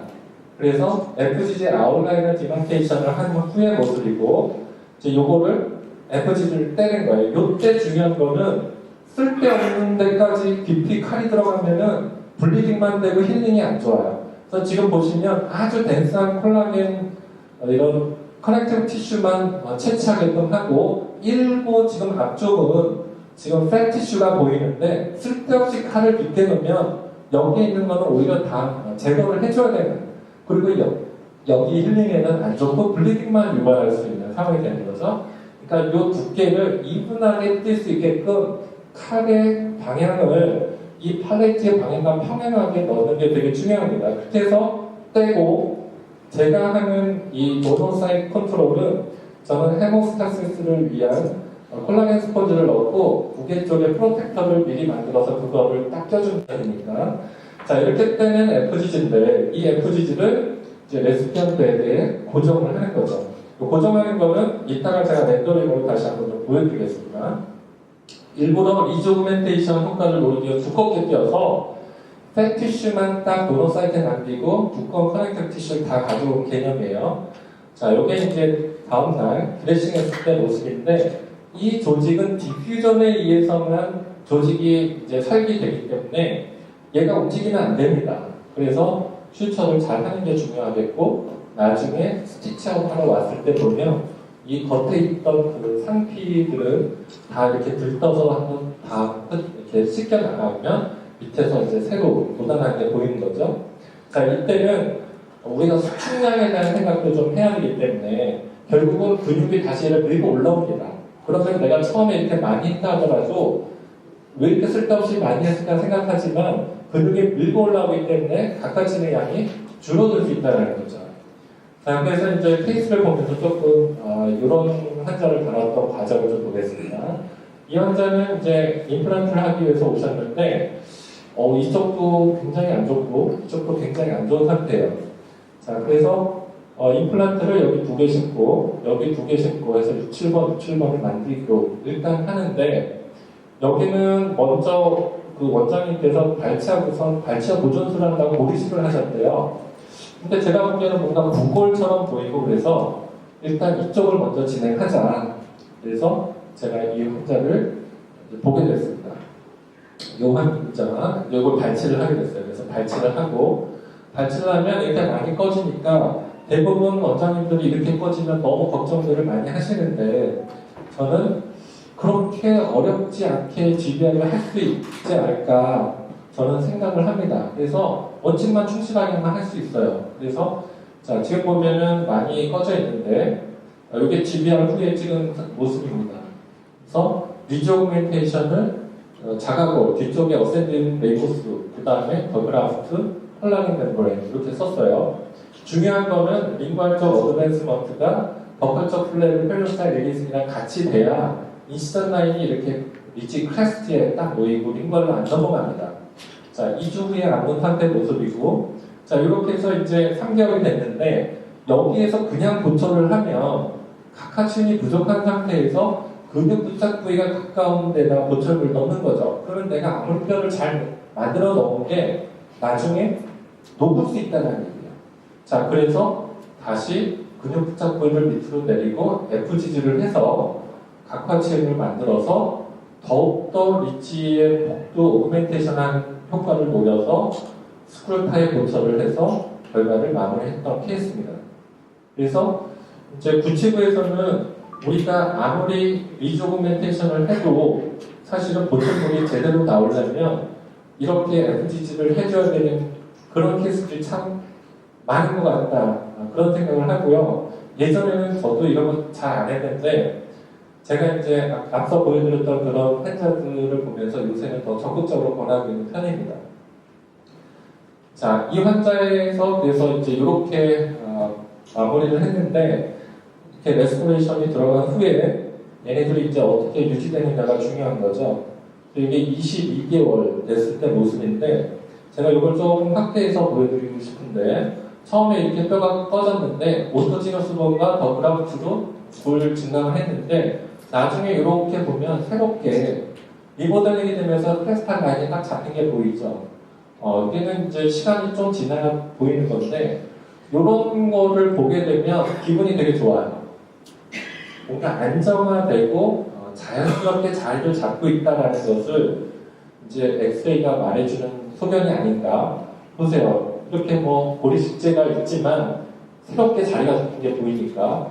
자, 그래서 이제 40번대를 해결하고 30번대를 이제 환자가 해달라는 거죠. 근데 먼저 원장님이 디펙트가 크다고 뭐 이렇게 넣어놓으셨어요. 이것 때문에 이제 제가 고민이 많이 됐었습니다. 왜냐? 이게 무슨 뭉클뭉클하고 눌러보면 꿀렁꿀렁한데 이거를 어떻게 해야 되나. 그래서 근데 이제 이런 상태를 40번대 치료하는 동안 그대로 오래 기다렸더니 나중에 이렇게 돼 있더라고요. 와, 이게 환자의 그 호스트가 클리어런스를 할 거는 하고 부골처럼 있는 애는 끝까지 거기서 버티고 있고 이런 상태구나. 자, 그래서 이제 이렇게 꺼진 부분을 다시 임플란트 심는 거를 이제 시작을 하게 된 거예요. 위에는 치주염이 있고 정출돼 있고 그래서 자, 이 상태를 이제 GBR을 해야 되는데 자, 아직도 보면 무슨 피스출라 같은 게 남아있죠. 되게 GBR을 할 때 프라이머리 인텐션 힐링이 되는 게 중요한데 이런 부분이 있다는 거는 엄청 리스키한 거예요. 그래서 할 수 없죠. 이 상태에서 역시 보면 여러분 이게 마우스 플로우입니다. 이 마우스 플로우보다 이렇게 낮은 거를 이제 좀 올려야 되는 상황인데 수술을 했습니다. PRF 쓰고 오토지너스 본 뒤쪽에서 띄고 그 다음에 더그라우트 쓰고 콜라겐 멤브레인 쓰고 했어요. 자, 이때 제가 이시전 한 것들은 이렇게 합니다. 요 점선이 링구알 이시전 디자인, 이게 버커니 이시전 디자인. 자, 그렇게 해서 뒤에는 임플란트를 하나 심었고 앞에는 오토지너스 본과 더그라프트로 리주그멘테이션 했어요. 지금 보면 오토맥스들도 뒤에서 채취한 부위가 보이죠? 자, 이렇게 해서 2주 됐을 때 다행히 걱정했던 부위는 괜찮게 아물게 됐고 이제 요게 3개월 됐을 때 모습인데 꺼졌던 위치는 굉장히 본 개인이 생긴 것 같아요. 근데 문제는 이 상태에서 고철을 2차 수술하고 한다고 생각하면 이 근육 부착 부위와 이 가동성 점막을 그대로 두고 한다면 내가 한 저 본그래프가 다 돌아오게 될 수 있다. 그래서 환자분을 다시 설득을 했습니다. FGG를 또 한 번 하셔야겠다고. 40번 때 하셨었잖아요.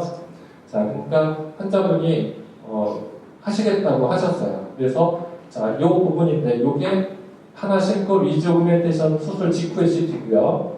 요거는 7개월을 기다렸을 때 CT입니다. 많이 수축이 온 게 보여요. 자, 그거를 동영상으로 한번 좀 보실게요. 수술 직후에 찍은 CT를 보면 본 띈 자리고 임플란트 심었고 여기에 보면 고리식한 게 들어가요. 밑에는 오토지너스 본이 들어가니까 라디오 덴시티가 떨어지는 게 보이죠?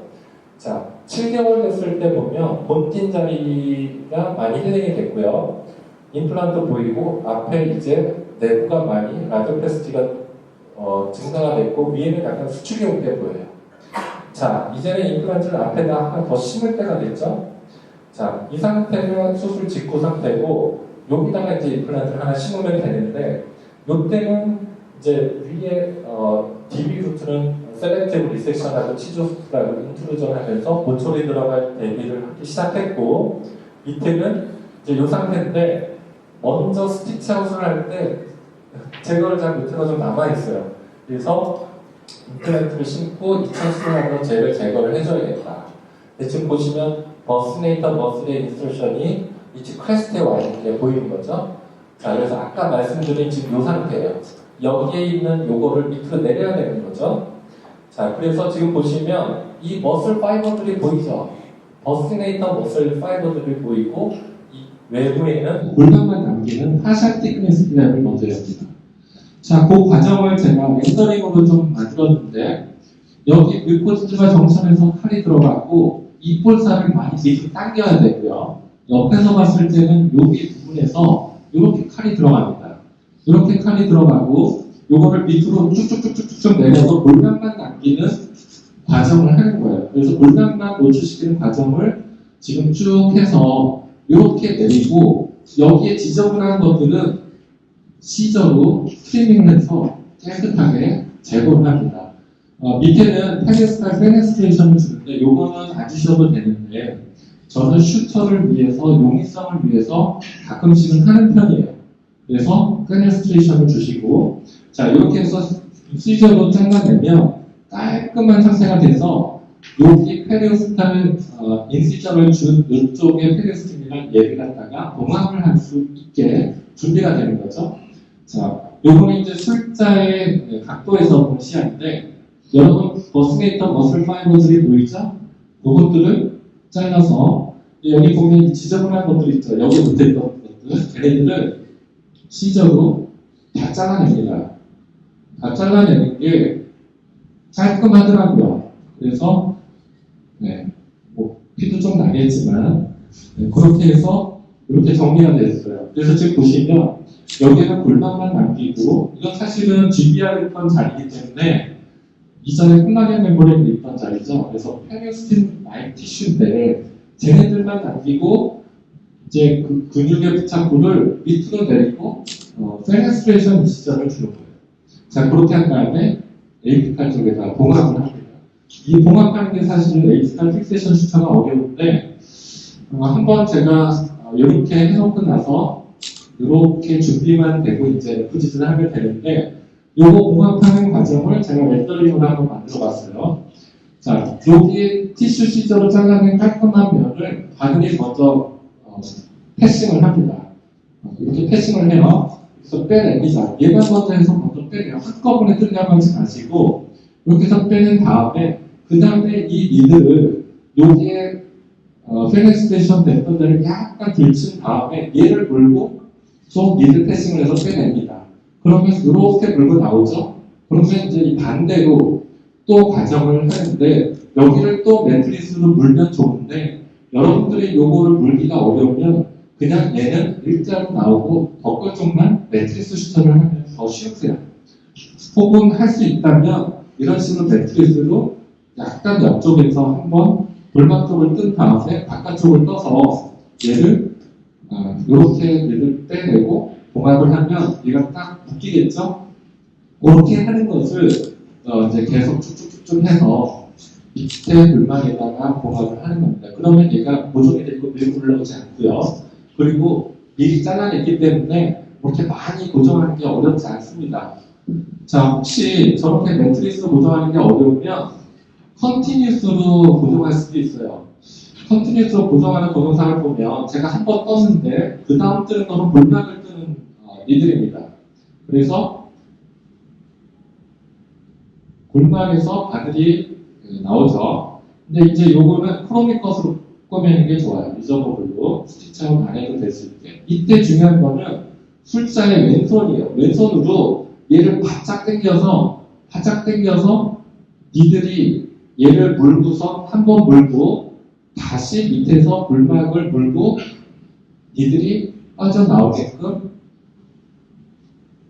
합니다. 그래서 계속 앞에서부터 컨티뉴스로 밑에다가 종합을 아주 뒤로 가는 거예요. 자, 그렇게 하고 위에 있는 이 각하치는 상피를 제거한다 그랬죠. 디에피딜레이션 합니다. 그리고 이때는 2차 수술을 해야 되니까 뒤에 심었던 37번을 먼저 15번으로 열어서 커버 스크를 찾아서 제거를 하고 이제 힐링을 꽂았어요. 근데 이제 여기는 임플란트 하나 심어야죠. 근데 대부분 과거에는 뼈가 잘 된다를 확인하기 위해서 이걸 풀티크닛으로 제꼈어요. 그러고서 연자들이 뼈가 잘 된다 막 자랑하는 걸 보여줬죠. 근데 저는 여기는 뼈가 돼가는 온고잉 프로세스 지역인데 그 위에 상부를 다시 골반을 풀로 제낀다는 것 자체가 이 부분을 망치는 길이라고 생각해요. 그래서 이 부분에 임플란트를 심을 때 이렇게 그냥 트랩판가로 본코를 따면서 드리링을 하는데 얘랑 패러렐하게 임플란트 패스를 봐야 되니까 여기 드라이버를 힐링에다 꼽아놓고 트랩판가로 드리링을 하는 겁니다. 왜냐하면 저렇게 만들어진 뼈는 드릴링을 하면 막 조절이 힘들어요. 그러니까 아예 제가 몰고 들어가고 이때 이거를 본코 바이옵시까지 하면 더 좋겠죠. 자, 그렇게 해가지고 여기 일단 사이트 페퍼레이션을 했는데 확대해보면 여기에 생긴 뉴리 폼드 티슈가 보입니다. 여기서 피가 소말소말 이렇게 올라오면 저는 그쪽에 안지오제네시스가 좋고 위조오멘테이션 하는 게 뼈가 잘 됐다라는 클리니컬 임프레션을 받는 거고요. 덴시티 가지고는 평가하지 않습니다. 사실 무분볼은 굉장히 약해요. 프레자일하고 크랙도 나고 그래서 덴시티의 하드니스 가지고 뼈가 잘 됐다. 이거는 넌센스입니다. 어쨌거나 이 상태인데 어디까지 정말 뼈가 잘 됐는지 모르죠. 그러니까 임플란트를 탑을 어디다 내야 될지가 상당히 어려운 케이스예요. 그래서 마찬가지로 임플란트 깊이를 볼 수 있는 노치를 잘 확인하고 임플란트를 심었죠. 그 다음에 FGG를 띱니다. 두 개로 가서 FGG를 띄고 채취한 곱을 거기다가 봉합을 한 거죠. 자, 이렇게 해서 봉합을 할 때 렌더링을 보여드리면 얘네들을 여기다 갖다 놓고서 저는 보통 앞에다가 두 개 정도를 인터럽트로 잡습니다. 하나를 잡으면 얘가 뒤에서 당기면 다 끊어져요. 그러니까 적어도 두 개를 잡아놓고 얘가 FGG는 수축이 됩니다. 수축이 되고 데드 스페이스가 없으면 얘를 쫙쫙 당겨야 돼요. 그러니까 뒤쪽에 다시 하나를 잡아요. 그 다음에 위쪽에 디에피텔리제이션 한 데다가 인터럽트를 잡습니다. 그러면 일단은 얘가 고정이 되죠. 근데 에이피칼은 고정이 안 돼 있고 떠 있어요. 근데 얘가 레스피언 레드에서 들뜨면 데드스페이스 생기면 얘가 회사가 될 수 있죠. 그러니까 쟤를 안착시켜서 눌러줘야 됩니다. 그 눌러주는 시점을 이제 보여드리겠습니다. 자, 니들 패싱을 바닥 쪽에서 이렇게 뜨세요. 자, 이렇게 떠서 빼고 얘를 힐링 뒤로 감아 돌아가서 힐링 뒤로 감아 돌아가서 다시 라비알로 와서 얘를 노트를 만드세요. 그러면 이 두 개씩이 얘를 이쪽에 바닥에다 붙이는 역할을 하게 되는 거죠. 그 슈터를 능력만 되면 힐링 주변으로 한 두 개 정도만 했으면 제가 고정이 될 수 있는 그런 상태가 될 수 있다는 거죠. 자, 그렇게 해서 다음날 드레싱하고 왔을 때 모습이고요. 자, 처음에 이 상태, 리즈오그멘테이션, 임플란트 하나 신입했고, 이제 여기에 2차 수술 FGG 하면서 임플란트 하나 심은 겁니다. 제가 이제 이런 타입의 임플란트를 심은 이유가 있어요. 얘네는 표면 처리가 여기까지만 돼 있기 때문에 본을 진짜 어디까지 뼈가 돼 있는지 알 수 없는 애매한 경우에는 약간 깊게 심을 때 저런 포션에서 약간 여유가 있는 버퍼전 역할을 한다 그렇게 생각합니다. 자, 그렇게 해서 나중에 이제 도철물이 들어가게 된 거죠. 자, 처음 상태였고요. 도철물이 들어갔고, 자, 요게 리즈오멘테이션하고 3개월 9일 됐을 때 모습인데, 나중에 FGG하고 도철물이 들어갔을 때를 비교를 해보잖아요. 이렇게 비교를 해보면 보디식을 아무리 해도 볼륨이 여전히 임플란트 내 부위는 부족한 경우가 대부분이에요. 그리고 각화지도 없고 가동성 점막에 근육이 들어가 있다는 거죠. 그거를 이런 식으로 볼륨을 증가시켜서 좀 더 좋은 형태의 유니버스 프로파일 나오고 견고한 이목을 만들어 주었다라는 게 이런 연조직 처치 효과가 아닌가 싶습니다. 그래서 처음 상태고 보철, 처음 상태, 보철. 그래서 사실 요거를 보면 거의 리제너레이션 된 그런 본내 임플란트가 오세인테그레이션이 돼 있지 프레스틴본에서 물리착 부위가 사실 별로 없죠. 근데 오스템 멘토수치나 이런 거는 상당히 괜찮았다. 자, 교환면 쪽인데 이 상태 때 이제 이런 식으로. 자, 그래서 처음 이렇게 시작했는데 피니시 했을 때는 이렇게 됐고요. 상황은 지금 보면 루트 리섹션하고 엔도하고 보철 들어갔고요. 자, 이게 지금 로딩하고 6개월 됐을 때의 모습입니다. 자, 그래서 이 환자랑 비슷한 다른 케이스들도 보면 뼈 이식만 했을 때는 여전히 볼륨도 부족하고 각화층도 없지만 APF를 하고 FGG를 하고 부출물이 들어가면 훨씬 보기도 좋고 이런 근육의 영향에서부터 안정화된 상태로 바꿔놓지 않게 되나 이런 생각을 합니다. 그래서 최근에는 제가 이런 생각을 하게 됐어요. 많은 업체들이 티타늄 메쉬 가지고 아주 이상적인 본 컨트롤을 만드는 것을 이제 마켓에서 홍보를 하고 있는데 저는 생각이 좀 다른 것 같습니다. 만일 여러분 이런 환자가 발치하게 돼서 벚꽃쪽에 뼈가 없었을 때 뼈를 완벽하게 만들어서 자연치아처럼 만들고 자연치아처럼 윗몸의 두께를 만드는 거와 조금 부족하지만 뼈는 부족하지만 연조직은 두꺼워서 전체적인 외형은 두 개가 비슷할 때 여러분 이걸 선택하시겠어요? 이걸 선택하시겠어요? 저는 이 만들어진 뼈에 있는 이 얇은 이목 완벽하게 뼈가 만들어져서 이목은 얇게 되고 이 만들어진 뼈가 장기적으로 더 리스키하지 않을까요? 생각합니다. 실제 이렇게 만들 수도 없겠지만 이론적으로 제가 이 두 개 중에 당신은 이걸 추구하겠습니까? 이걸 추구하겠습니까? 저는 이거를 추구하겠다라는 생각을 한다는 거죠. 그만큼 이 컨셉과 리얼리티의 차이에서 저는 이런 것을 추구하려고 하는 회사의 마케팅 드라이브는 과장된 거라고 봅니다. 그래서 이제 아까 제가 오전에 보여드렸던 카시아들 연도직 터치 조금 더 보여드릴게요. 오후에 보여드린다고 했었는데 지금 시간이 10분 남았는데 보여드리겠습니다. 자, 아까 이렇게 해서 뼈 이식을 했어요. 오토지너스번 떼고 PRS랑 해서 얻고 멤브레인 떼고 고정하고 봉합하고 나중에 아물어서 자, 이 상태가 됐죠? 그래서 뼈가 된 거 보여드렸고요. 자, 이 상태에서 이제 임플란트를 심어야 된다고 했죠. 그래서 아까 심는 것까지 보여드렸는데 자, 이렇게 파샬로 뜨고 테스트도 임플란트를 심었습니다. 자, 이 상태에서 이제 힐링을 달죠.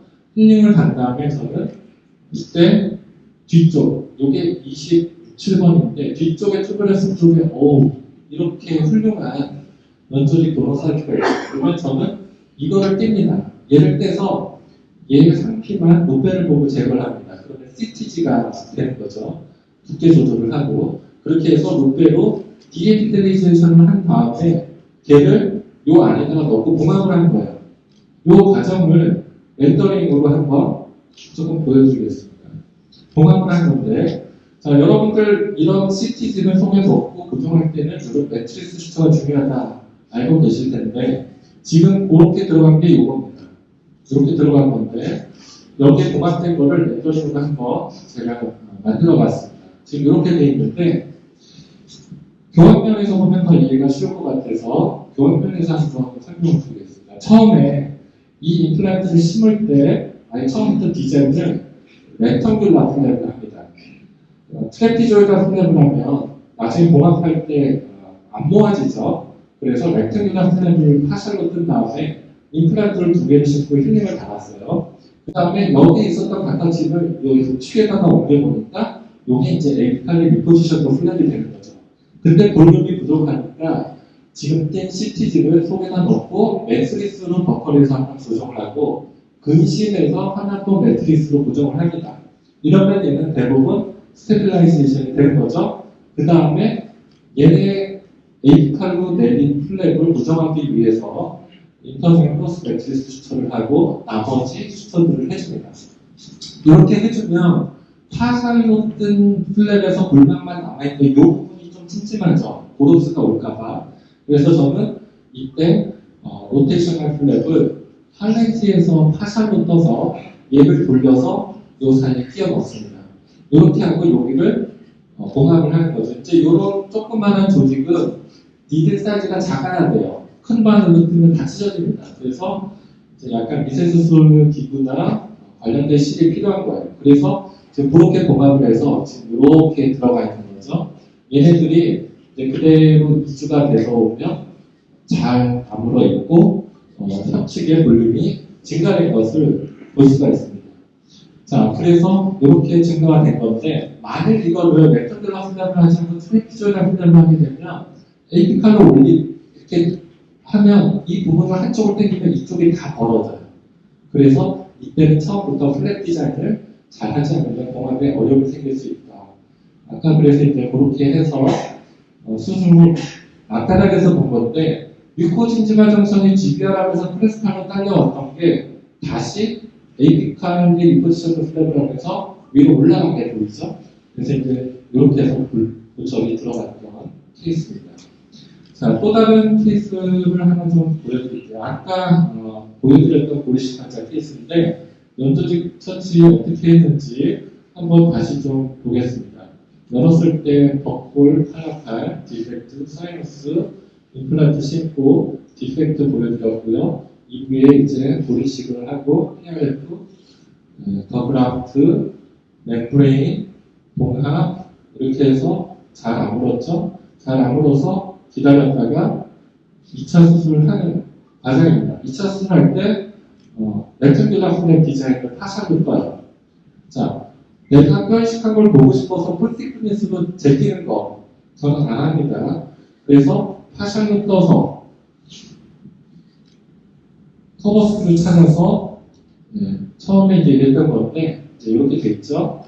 자, 필링 달고 커넥티브 티슈 그라프트 해서 마찬가지로 APF한테 속에다 고정을 한 거예요. 플랫plat도 마찬가지로 로테이션을 플랫하고요. 자, 이렇게 해서 2주 되고 2주 됐을 때 힐링이고요. 40일 지났을 때 힐링이고요. 40일 힐링 버컬에서 본 겁니다. 그래서 처음에 고리식을 했을 때 여전히 부족한 볼륨이 많이 개선이 된 게 보이고, 처음에 교환면에서 봤을 때 고리식을 그렇게 했어도 연조직 때문에 크리스탈 쪽은 볼륨이 많이 부족한데, 이런 과정을 통해서 각화치를 확보하고 근육 부착 부위를 에이피칼로 더 올리는 거죠. 그래서 지금 여기에 4번, 5번 임플란트가 고철이 들어갔고 1년 3개월 됐을 때 안정되게 유지되고 있는 게 보입니다. 그래서 처음에 스타트고 이게 완성인데 이 캐나인 원심 쪽에 이 파필라가 이렇게 찬 것도 보면 되게 재미있는 케이스라는 생각을 합니다. 자, 그래서 요럴 때 파필라 차는 것과 각화지음이 생긴 것들, 볼륨이 증가된 것들을 관찰을 해보면 얼마나 이런 연조직 처치가 고리식 못지않게 전체적인 완성도를 좌우하는데 영향을 주는지를 보여주는 케이스가 아닌가 생각이 듭니다. 자, 마지막으로 이 케이스만 좀 보여드리고 마치겠습니다. 이 케이스는 강남의 임플란트를 진짜 잘하는 치과에서 임플란트를 하셨대요. 근데 환자가 너무 예뻐요. 모델 같은 분이신데 이렇게 되셔서 저희 치과를 오시게 되셨어요. 34살 여자분이신데 좀 개인적인 취향으로도 친하게 지내고 싶은 외모를 갖고 계시는 분이셨습니다. 근데 안타까워요. 임플란트 했는데 이렇게 됐다라는 것은. 근데 이제 우리가 아무리 질코니아로 해도 이제 티가 납니다. 그래서 보면 이제 이런 상태고요. 이것도 스위스 명품 임플란트. 명품인데 결과는 명품은 아닌 것 같고, 환자가 웃었을 때 이제 이렇게 보인다는 거죠.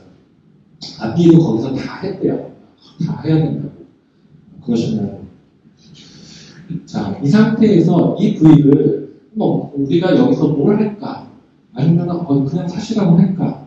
이제 고민이 되겠죠. 그러면 연조직이 심하다면 어떤 방법을 할까? 이제 여기에서 이제 플랩의 테이크니스라든지 에이피칼 쪽에 케라티나인 티슈가 남아있는 정도, 이 환자의 바이오 타입, 여러 가지 고려 요소를 생각을 해봐야 되는 거죠. 그래서 지금 보시면 제가 보기에는 각화치음이 여기서는 없다라고 판단합니다. 여기 보이는 각화치음은 그냥 부착치음이 아닌 그냥 저렇게 칼라가 보이는 거지 풀으면 풀로 쭉 들어가니까. 자, 시트를 찍어보면 라벨 쪽에 본이 없어요. 근데 여기에 고리식 한다고 표가 될까요? 저는 연조직 이식이 나이보다는 생각을 했다. 그리고 반대편 2번을 해보면 이 원장님이 치료를 아무리 잘해도 결과가 저렇게 될 수밖에 없는 그런 조건을 갖고 있었던 환자예요. 이 치아의 루트와 크라운 앵글, 크라운 루트 앵글을 보면 굉장히 커버처가 심하죠. 그러니까 보호 프로파일의 알볼라 리치 프로파일 맞춰서 심으면 임플란트 홀이 굉장히 서브한 쪽에 나올 수밖에 없는 그러면 리세션이 일어납니다. 자, 그래서 입체적으로 이제 그런 걸 보면 12번 자연치아를 딱 보면 이 임플란트가 그렇게 될 수밖에 없는 굉장히 어려운 케이스였구나 알 수가 있어요. 위에서 바라보면 특히 이 자연치아들의 에이펙스가 다 상방에서 이제 컨스트릭션에서 모인단 말이에요. 그러면 임플란트도 그때 모이게 심을 수밖에 없어요. 얘를 이렇게 심으면 여기 바깥쪽으로 너무 나오게 되니까 보나운 바깥쪽으로. 그러면 이렇게 심으면 임플란트 홀은 라비알 쪽에서 서비칼에서 나오게 되는 거죠. 그래서 결과는 이렇게 될 수밖에 없으니까 이 환자를 이제 치료를 할 때 보면 문제는 이 부위에 칼이 들어가야 되는데 앵글이 어렵습니다. 그래서 이때 필요한 게 이제 마이크로 블레이드 중에 앵글을 갖고 있는 블레이드예요. 이 USM 6910은 제가 정말 사랑하는 칼입니다. 이 프로그에서 다행히 수입을 해주셔서 제가 정말 고맙게 쓰고 있고요. 제가 수술하는 과정을 보면 이런 환자는 플랩을 확 제끼면 최근에 한 인접부에 심리 못할 것까지 리세션 되면 환자한테 오히려 불평만 들을 수 있어요. 그래서 저는 터널링, 자 일단 용고 칼을 넣어서 디스탈 쪽에 터널링을 하고요. 자, 이거 오퍼레이트의 앵글인데 디스탈 쪽에 이 마이크로블레이드가 들어간 거고 다시 내지할 쪽으로 마이크로블레이드를 넣어서 터널링을 하고요. 자, 그러면 이쪽이 방해가 됐죠. 그 다음에는 에이피칼 쪽으로 파우치를 만들기 위해서 이제 얘를 넣어서 방해를 합니다. 그렇게 한 다음에 마찬가지로 FGG 뛰듯이 두 개에서 띄어서 저는 디에피트리제이션을 해서 커넥티브 티슈 그래프트를 합니다. 이렇게 하는 이유는 오늘 시간이 부족해서 제가 설명을 다 못 드리겠는데, 자, 이렇게 해서 띈 스키티즈를 요 안에다 이제 터널링을 넣어야겠죠. 자, 오퍼레이터 앵글입니다. 그래서 이제 넣습니다. 넣을 때 파필라 부위가 찢어지면 이제 파필라 퇴출이 오기 때문에 아주 조심스럽게 그렇게 해서 픽세이션 슈터를 양쪽에 해줘요. 이렇게 해주면 지금 보시면 얘가 노출된 부위가 좀 있죠. 이 노출된 부위가 이제 나중에 세컨더리 인테이션 되면서 잇몸으로 바뀌게 되는 걸 기대할 부위인데 제가 이걸 렌더링으로 좀 보여드릴게요. 렌더링으로 보여드리면 지금 터널링으로 디스탈, 메지알, 에이비칼 쪽으로 방해를 해서 이 티슈들이 다 파샬 티크니스로 속으로 봉투처럼 만들어지고 이 공간에다가 CTG를 넣고 양쪽 끝에서 픽세이션 수처를 해주는 거라는 거죠. 자, 그렇게 하는데 그렇게 하려면 이 방해가 중요한데 이 방해할 때 성공이 되면 문제가 될 수 있어요. 그래서 아주 조심스럽게 해야 되겠고요. 자, 그렇게 해서 슈터를 한 모습인데 얘의 텐션 때문에 얘가 자꾸 밑으로 내려가요.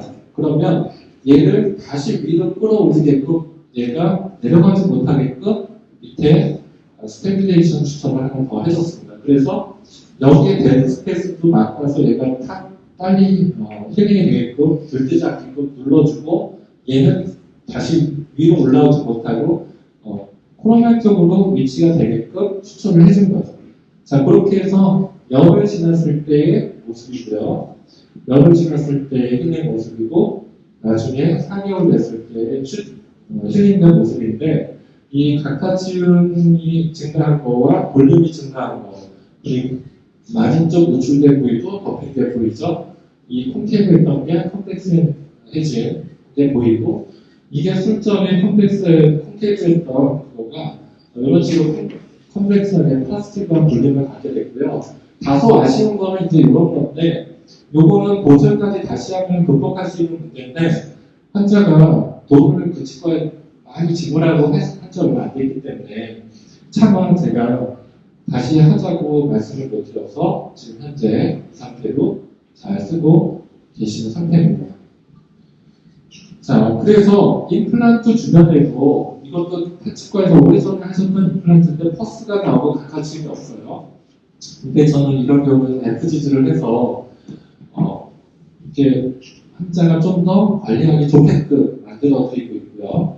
옆에서 보면 이 프로파일을 보면 이 부위에 근육이 부착 부위가 있고 퍼스 나오고 환자가 관리하기 좋지 않은 조건인데 이 조건을 두고 양치를 잘 하라고 했을 때 환자는 잘 못했지만 이렇게 되고 나니까 환자가 더 확실히 하이진 케어가 좋아지는 게 눈에 보여요. 저 친구도 발치 즉시식립을 치과에서 받으셨는데 템포라를 하고 난 도저히 이 상태로 보존을 못하겠다 하셔서 환자가 저희 치과 오셨습니다. 그래서 2번에 걸쳐서 CTG를 해서 이렇게 해서 보천을 다시 해드렸었는데 저는 발치 즉시식립이 정말 리스키한 술식이라고 생각해요. 임플란트 포지셔닝이 낮은 버전에서 깊어지면 이런 디펙트가 많이 생길 수밖에 없습니다.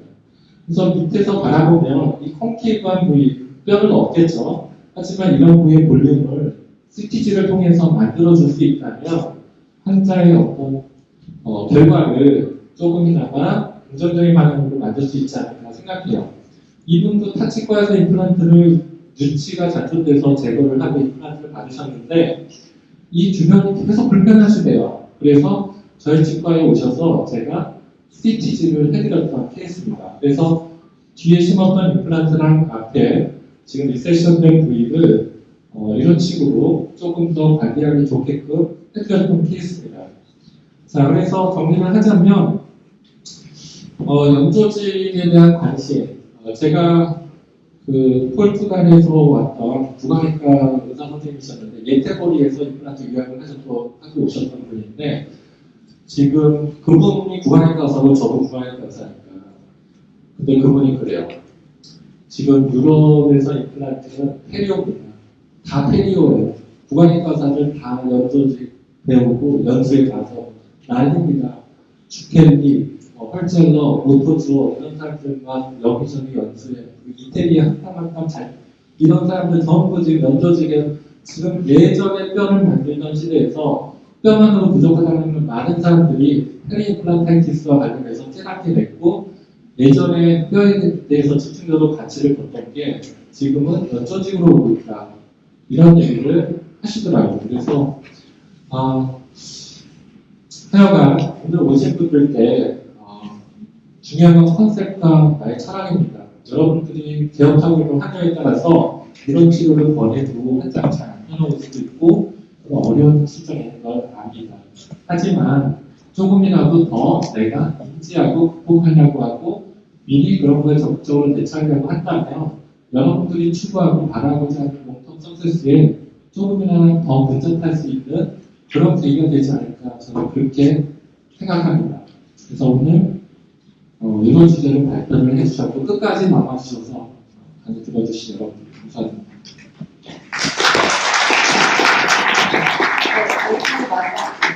감사드립니다. Q&A 세션 진행을 하겠습니다. 카카오 플러스를 통해서 취합된 질문이 있고요.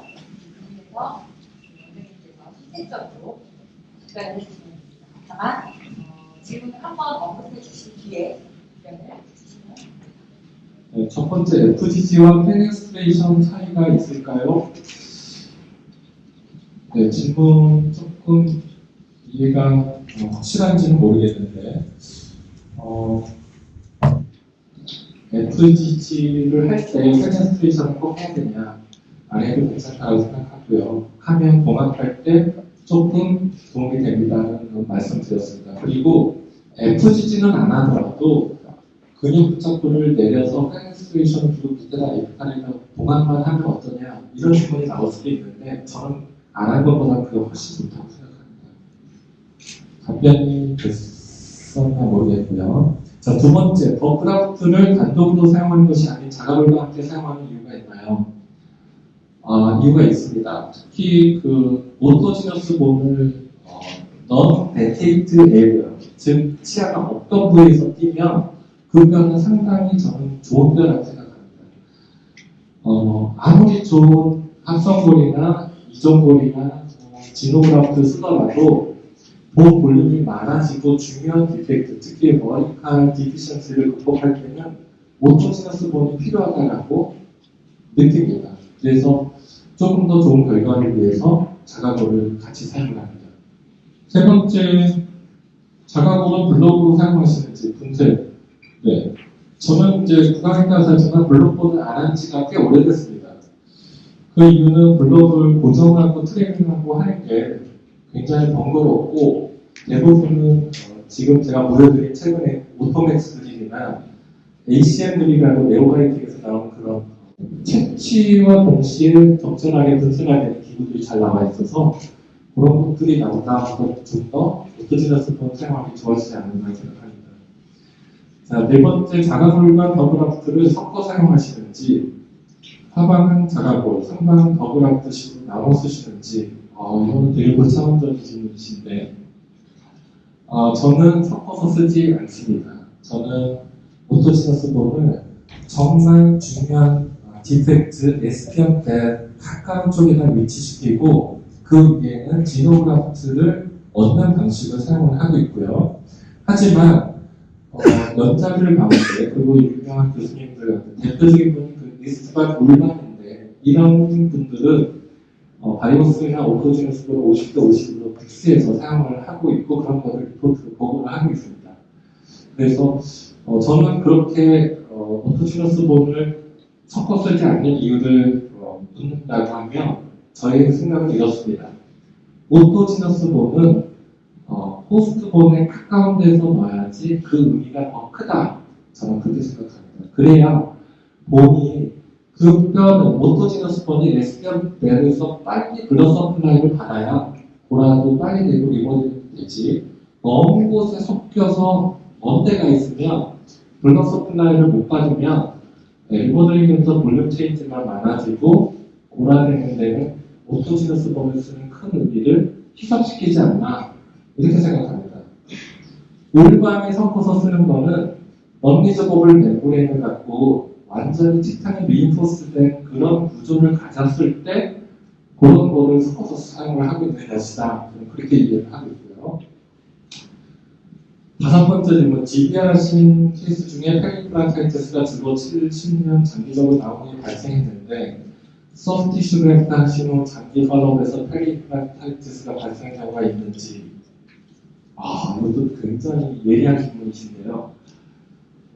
저는 아직은 없는 것 같습니다. 근데 그만큼 연주직 처치를 예전에는 많이 안 했다는 얘기죠.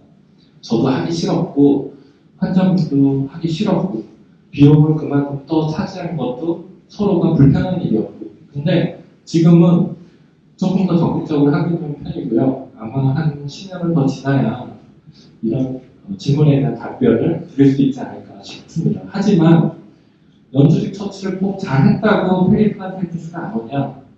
저는 그렇지 않을 것 같습니다. 왜냐하면 포스트 팩터도 굉장히 큰 것 같고 그 이외에 다른 팩터들이 너무나 많기 때문에 반드시 안 온다고 볼 수는 없을 것 같아요. 하지만 이왕 할 때 할 수 있는 최선을 다한다는 생각으로 연주직 조직을 계속 해 나가고 싶은 생각은 있습니다. 눈이 안 보이거나 몸이 힘들어서 못할 그날까지는 하게 될 것 같습니다. 자, 전치구 CTG 수치에서 사용된 블레이드 이름과 수가는 얼마를 받으시는지.